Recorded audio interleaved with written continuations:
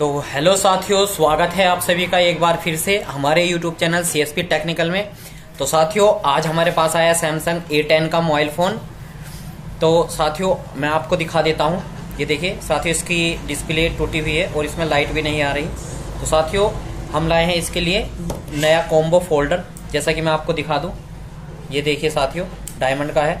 तो साथियों, आज मैं आपको इसमें फोल्डर डालना बताऊंगा। तो साथियों, वीडियो में हमारे साथ बने रहें। और उससे पहले जो दोस्त मित्र हमारे यूट्यूब चैनल पर नए हैं, वो हमारे चैनल को सब्सक्राइब करें, शेयर करें, कमेंट्स करें। तो साथियों, वीडियो में चलते हैं आगे।